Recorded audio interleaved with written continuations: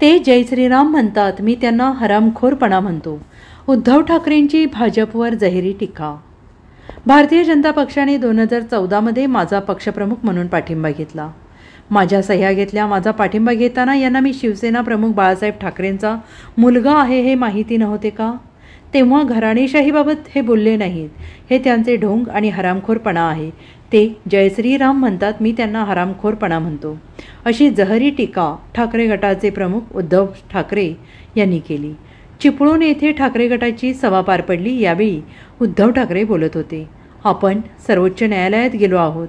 न्यायालयाकडून न्याय मिळेल अशी अपेक्षा आहे. मात्र देशातील सर्वात महत्त्वाचे न्यायालय जनता न्यायालय आम्ही पाप केलेलं नाही, त्यामुळे जनतेत आम्ही जाऊ शकतो. आज ही गर्दी बघा. मी एकही माणूस भाड्याने आणलेला नाही.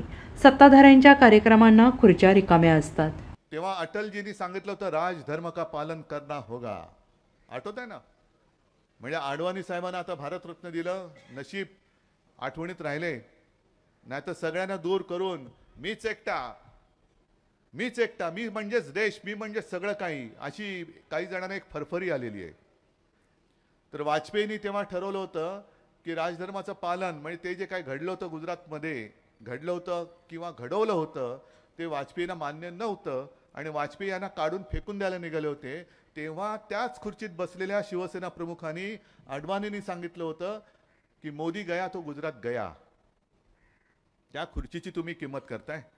महाराजांच्या मूर्तीची किंमत 5,000 रुपये. हे महाराज, आता या अशा कितीतरी मूर्त्या आहेत, पण या एवढ्या मूर्त्या किती आहेत, कशासाठी करतोय, काय असं महाराजांमध्ये, का महाराजांचीच मूर्ती करतोय?